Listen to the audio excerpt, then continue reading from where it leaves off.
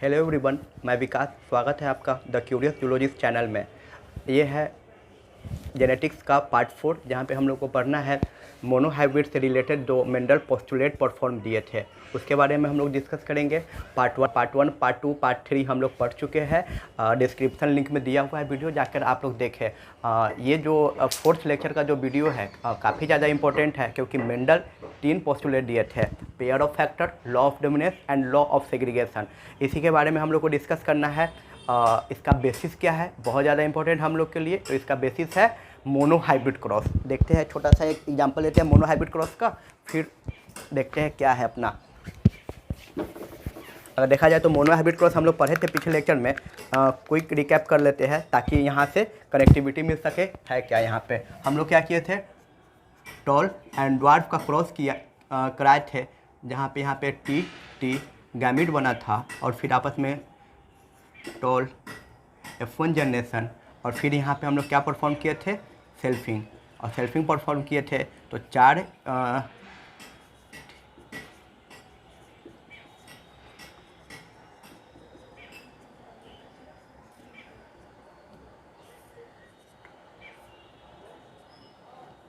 इसको बनाने देते हैं, फिर इसका ज़रूरत नहीं पड़ेगा। ओके। और हम लोग को क्या मिला था, होमोजाइगस टॉल, हेटेरोजाइगस टॉल और होमोजाइगस ड्वार्फ। तो फिर हम लोग फर्दर डिस्कस करते हैं जो फर्स्ट पोस्टुलेट है, प्रिंसिपल ऑफ पेयर फैक्टर या लॉ ऑफ या पोस्टुलेट ऑफ पेयर फैक्टर। वहाँ पे सिंपल पेयर का फैक्टर क्या, जो अपना गैमिट है पेरेंट्स का, प्लांट का, वो कैसे प्रेजेंट है, पेयर में प्रेजेंट है। तो इसलिए यहाँ पे हम लोग दिए पेयर फैक्टर। यानी कि अगर हम बात करें तो principle of pair factor indicate है इस वाले पार्ट से। देखते हैं क्या लिख रहा है। According to this factor in every organism each character is regulated by discrete unit known as a factor and every organism will have a pair of factor. यानी कि जो हम लोग यहाँ पे टॉल और ड्वार्फ का लिखे हैं, तो हम लोग टी जो ऑलरेडी हम लोग पढ़ चुके हैं, होमोजाइगस टॉल, होमोजाइगस ड्वार्फ, उसके बारे में। यानी कि कैसा है, पेयर में हम लोग लिख रहे हैं, तो वहीं पे लिख रहा है pair of factor for a character which one comes from male parents and one comes from female parents. यानी कि हो क्या रहा है यहाँ पे कि जो फिर जो नेक्स्ट जो गैमिट बन रहा है वो कहाँ से आ रहा है, पेरेंट्स से आ रहा है ना। एक कहाँ से, मेल पेरेंट्स से, और एक फीमेल पेरेंट्स से। यानी कि ये टॉल और ये टॉल। ठीक। नेक्स्ट है principle of dominance. Principle of dominance अगर बात करें पोस्टुलेट का, तो मेंडल जो दिए थे प्रिंसिपल ऑफ डोमिनेंस, इस वाले सेक्शन से प्रिंसिपल ऑफ डोमिनेंस दिए हैं। पोस्टुलेट 1 यहाँ से दिए थे, पोस्टुलेट जो 2 है अपना मेंडल यहाँ से दिए थे। यहाँ पे देखा जाए तो सिंपल पता चल रहा है कि अगर हम होमोजाइगस टॉल और होमोजाइगस ड्वार्फ ले रहे हैं, तो जो अपना F1 जनरेशन बन रहा है वो सारा का सारा टॉल प्लांट बन रहा था, यानी कि हेटेरोजाइगस टॉल। देखें तो यहाँ पे ये जो प्लांट है हेटेरोजाइगस टॉल, इसी के बारे में यहाँ पे मेंडल डिस्कस किया है प्रिंसिपल ऑफ द डोमिनेंस में। ठीक। व्हेन 2 प्योर पेरेंट्स यानी कि क्या, homozygous tall and homozygous dwarf. Okay. With contrasting character, मतलब एक टॉल है और एक ड्वार्फ है, form which appear in F1 heterozygous ना, हम लोग अभी डिस्कस कर रहे थे। F1 heterozygous is known as dominant. यानी कि अगर हम 2 डिफरेंट कैरेक्टर प्योर ले रहे हैं, तो जो अपना F1 जनरेशन आएगा वो सारा का सारा टॉल प्लांट का आएगा, is known as dominant, and which will be not appear is known as recessive. बहुत ज़्यादा इंपॉर्टेंट। यानी कि अगर हम बात करें जो अपना रिसेसिव है, होमोजाइगस ड्वार्फ F1 जनरेशन में बिल्कुल यहाँ पे अपीयर नहीं हुआ, तो फिर मन में क्वेश्चन आता है कि है या नहीं। यानी कि ऑफकोर्स F1 जनरेशन में अपीयर नहीं हुआ, लेकिन जो प्लांट में जो जीन है, जीन में तो प्रेजेंट है। यानी कि जब उसे मौका मिलेगा तो वो एक्सप्रेस करेगा, तो मौका मिलेगा तो जो नेक्स्ट पोस्टुलेट है वो उसी के बारे में है। तो यहाँ पे देखते हैं, इसका कुछ एक्सेप्शन है। कोडोमिनेंस और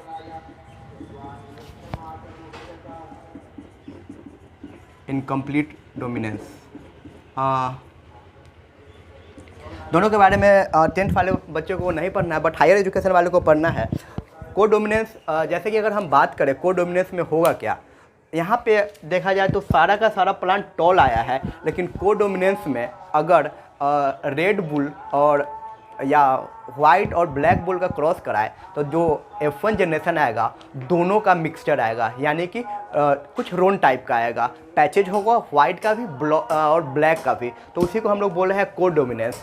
और फिर जो नेक्स्ट है इनकम्प्लीट डोमिनेंस, ये बात करें तो प्लांट का मिराबिलिस जल्पा जो हम लोग बोलते हैं वो 10 बजिया फ्लावर इस टाइप से, तो वो जो प्लांट होता है रेड और वाइट, वहाँ पे अगर हम लोग क्रॉस कराए जो नेक्स्ट जो F1 जनरेशन आएगा रेड और वाइट का मिक्सचर आएगा, यानी कि या तो पिंक आ जाएगा, सबसे बेस्ट है कि पिंक आ जाएगा, रेड से थोड़ा कम और वाइट से थोड़ा ज़्यादा, यानी कि वहाँ पे क्या हुआ, वहाँ पे जो पेरेंट्स था F1 और बात किया जाए रेड डोमिनेंट वहाँ ले लेते हैं और वाइट को ले लेते हैं रिसेसिव, तो जो F1 जनरेशन आया था वहाँ पे, लेकिन वहाँ पे क्या आया, पिंक कलर आ गया। तो जो एक्सेप्शन है प्रिंसिपल ऑफ डोमिनेंस का वो क्या है, कोडोमिनेंस और इनकम्प्लीट डोमिनेंस। इसको हम लोग अच्छे तरीके से पढ़ेंगे, फर्दर जेनेटिक्स के ही अगले वाले पार्ट में पढ़ना है हम लोग को, हायर क्लासेस में बहुत अच्छे तरीके से, और काफ़ी ज़्यादा क्वेश्चन आता है यहाँ से।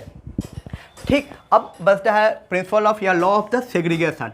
लॉ ऑफ द सेग्रीगेशन दिया कहाँ गया था, तो सबसे ज़्यादा इंपॉर्टेंट फर्स्ट जो था यहाँ से ख़त्म हो गया, सेकेंड यहाँ से ख़त्म हो गया, अब बचा क्या, ये वाला पार्ट ना जो F2 जनरेशन था, F2 जनरेशन से दिया गया क्या, लॉ ऑफ सेग्रीगेशन। यानी कि लॉ ऑफ सेग्रीगेशन से पहले यहाँ पे एक चीज़ और डिस्कस कर लेते हैं, काफ़ी ज़्यादा इंपॉर्टेंट है प्रिंसिपल ऑफ डोमिनेंस में। सिंपली अगर हम मान के चलते हैं ना कि कोई हार्मफुल म्यूटेशन हुआ, ठीक, तो हार्मफुल म्यूटेशन हुआ कहाँ पे, रिसेसिव पे, तो क्या होगा ना कि वो अपीयर नहीं होगा F1 जनरेशन में, क्योंकि वहाँ पे क्या होगा, रिसेसिव अपने आप को एक्सप्रेस ही नहीं कर पा रहा है, तो कब एक्सप्रेस करेगा, F2 जनरेशन में। ये सब भी डिजिट वाला पार्ट है, वहाँ पे हम लोग को डिस्कस करना है अच्छे तरीके से।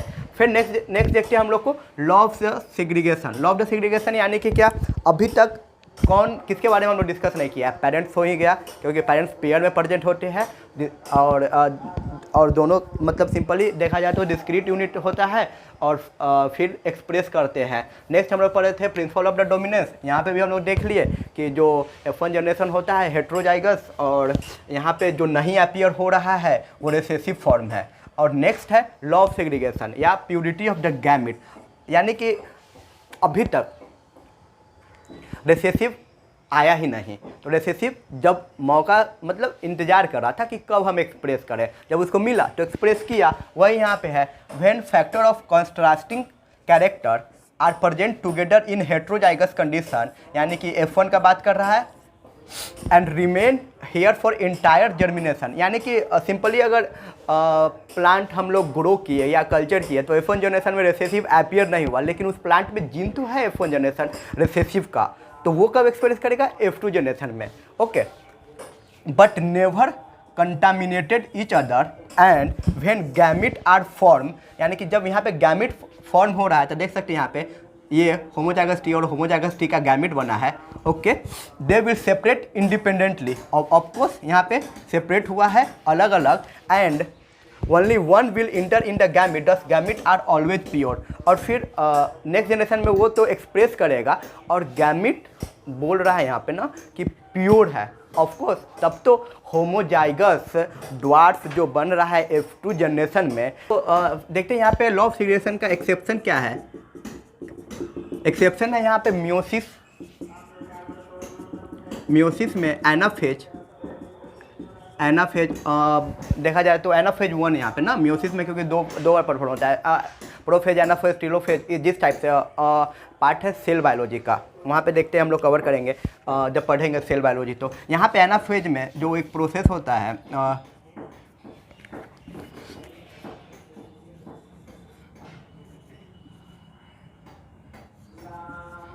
इस टाइप से, जब घिंचा जाता है वहाँ पे क्रोमेटिड या क्रोमेटिन को, तो उस समय यहाँ पे मिक्सअप थोड़ा सा हो जाता है, तो वो एक्सेप्शन है लॉ ऑफ सेग्रीगेशन का। यहाँ पे हम लोग क्या कर रहे हैं, मोनो हाइब्रिड से रिलेटेड कुछ क्वेश्चन सॉल्व कर लेते हैं ताकि हम लोग का कंसेप्ट क्लियर हो जाए काफ़ी अच्छे तरीके से। ओके, हम लोग देखते हैं यहाँ पे हम लोग के पास बोर्ड पे 2 क्वेश्चन है, हम लोग बनाने का कोशिश करते हैं on the basis of the mono hybrid cross. तो फर्स्ट क्वेश्चन है यहाँ पे दिया हुआ है कि हम लोग को बताना है पेरेंटल प्लांट बताना है जो कि 45 टॉल और 14 ड्वार्फ प्लांट आ रहा है वहाँ पे क्रॉस करने पे। तो सिंपल अगर देखा जाए तो मोनोहाइब्रिड में कब आएगा, देखा जाए तो 45 टॉल एंड 14 ड्वार्फ, यानी कि अगर बात किया जाए तो 3:1 रेशियो में टॉल एंड ड्वार्फ आ रहा है।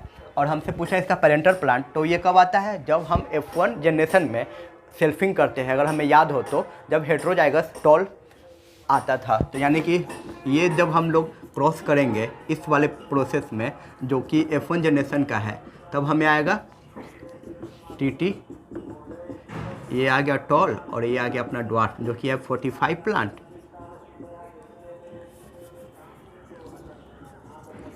और ये 14। ओके, यानी कि सिंपल काफ़ी इजी क्वेश्चन है। यहाँ पे ऐसे हम लोग को बिल्कुल नहीं सोचना है कि एग्जैक्ट 3:1 रेशियो क्यों नहीं आया, 42 क्यों नहीं है, ऐसा बिल्कुल नहीं है, क्योंकि प्लांट है ऑफकोर्स कुछ मतलब डेथ होगा, कुछ ज़्यादा होगा, कुछ कम होगा। यहाँ पे हम लोग को नियर अबाउट हम लोग देखते हैं कि कितना का रेशियो में है, उसके बाद हम लोग को आंसर दे देना है। नेक्स्ट क्वेश्चन हम लोग डिस्कस करते हैं।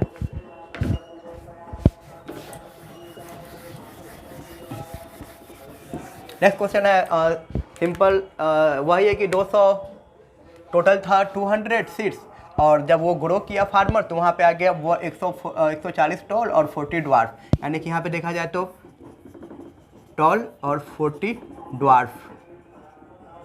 ये भी देखा जाए तो near about 3:1 ratio. Parental plant कौन होगा, जो पेरेंट्स होगा होमोजाइगस टॉल या ड्वार्फ होमोजाइगस, वो नहीं, क्योंकि ये कहाँ से आ रहा है प्लांट, F2 जनरेशन का प्रोडक्ट है, बाई प्रोडक्ट, तो पेरेंटल प्लांट हो जाएगा heterozygous of spring produce. Of spring क्या होगा, इसी का ऑफ स्प्रिंग जो बी पार्ट होगा TT इस टाइप से, और ये TT, यानी कि ये वाला हो गया टॉल वाला पार्ट और ये हो गया ड्वार्फ वाला पार्ट। यहाँ हम जानते हैं कि ये TT रेशियो में लेना है, तो मोनोहाइब्रिड क्रॉस में परफॉर्म हम लोग कर नहीं रहे हैं, यहाँ पे रेशियो में है, तो सिंपल एक TT से हम लोग का काम चल जाएगा, या मन है तो आप लोग लिख सकते हैं एक और TT। बट देखा जाए तो टॉल में तो ये सारा टॉल में ही आ गया और ये ड्वार्फ में ही आ गया। ठीक, thank you very much video को देखने के लिए। कृपया लाइक करें, सब्सक्राइब करें और शेयर करें। Thank you very much.